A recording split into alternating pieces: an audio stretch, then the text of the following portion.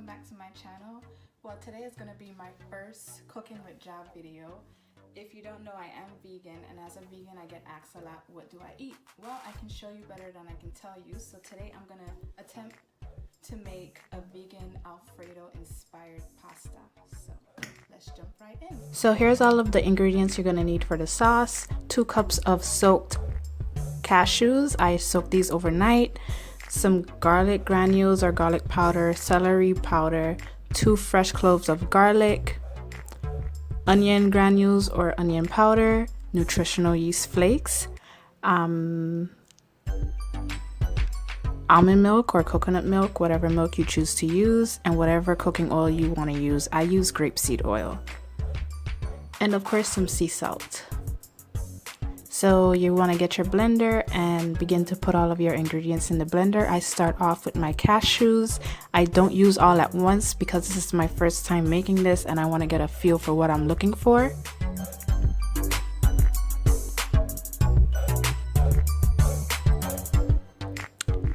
I'm putting in my 2 cloves of garlic, my garlic granules. This might seem like a lot of garlic to you guys, but I love it. My celery powder. Actually, this is celery salt. My onion granules, as well as my nutritional yeast flakes. I start off with 2 tablespoons, but I add more later on. And I start off with a little bit of my almond milk. And I just pour some grapeseed oil in. I don't really measure anything. I don't cook by measuring. And then you want to top all of that off with some water. I'm using spring water. And your sea salt. And just blend that up until it gets nice and smooth.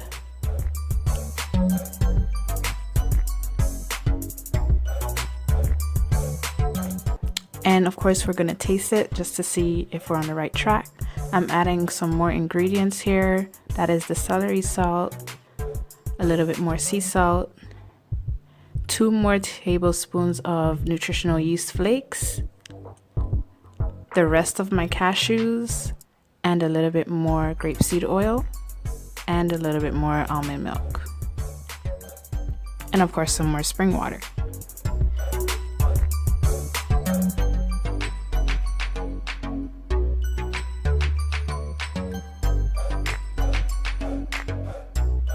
So I'm checking the consistency here and it looks about right.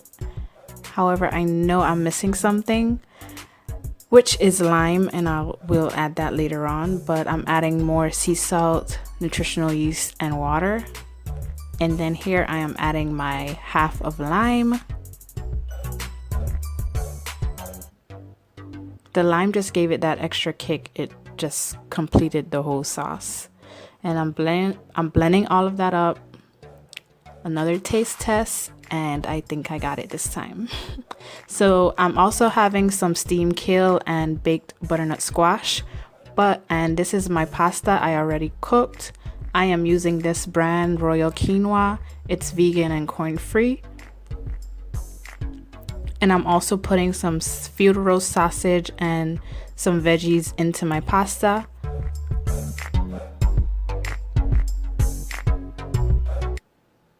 Some fresh parsley, as well as some fresh garlic. So you want to put your stove on high initially to get your oil hot. And once that's hot, I am going to add my garlic and my celery first and let that saute a little bit until my garlic starts to get a little golden brown. And on my other pan, I'm letting the oil get hot so I can add my field roast and let that brown a little bit. So next you want to add in your veggies, which I have red onion, red bell pepper, and green bell pepper. Mix that up and let that saute down a little bit. And I'm just going to add in a piece of soy-free vegan butter. And on the other side there, I'm just adding in my field roast. Now I'm continuing to season my veggies with some celery salt, some onion powder, onion granules, whatever you want to call it, a little bit of thyme. I don't use a lot of thyme because it's very strong, a pinch of smoked paprika, a little bit of sage, and I mix that all up.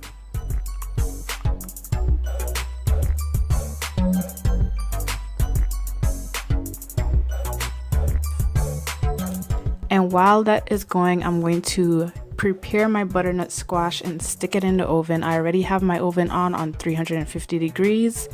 So I added the grapeseed oil, some garlic granules, some onion granules, and a little bit of agave. You can use honey if you don't have agave. This is just for the extra sweetness because butternut squash is naturally sweet, and some sea salt.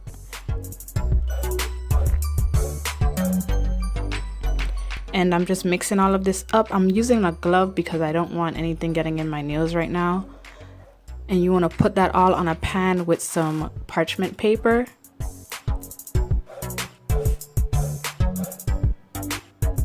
Lay that out flat so everything can receive the heat in the oven.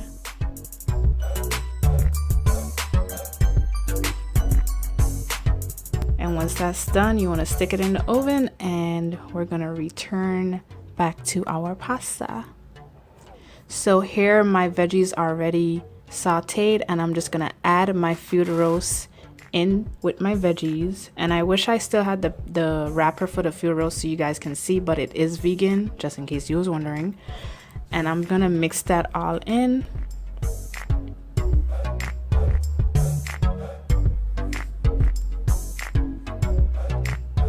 And now I'm adding my sauce that I made.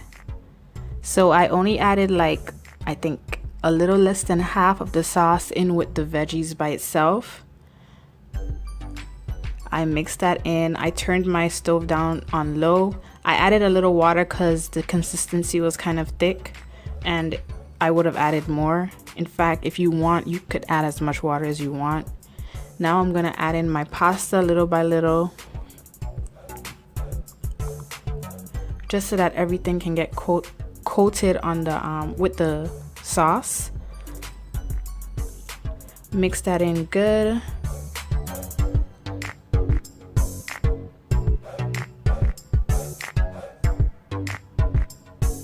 And add the rest of your sauce. The reason why I'm adding little by little is because I don't want everything to just be stuck at the bottom, and I didn't want all of the sauce to only coat the top. So now you have an evenly spread of your sauce throughout your pot, if that makes sense. So let's taste test this, and it's awesome. So now let's get our kale going, and I'm just adding a little bit of oil at the bottom, some onion granules, some dried parsley, and some sea salt. And I'm just gonna cover this and let it start to steam. And once it's steamed, I'm just gonna mix it until it cooks all the way to the point where I want it. You can undercook your kale or overcook your kale, I don't know. Do it however you want it, but kale doesn't take long to cook, and as you can see, it shrinks down to nothing. So you want to keep an eye on it and not just leave it there.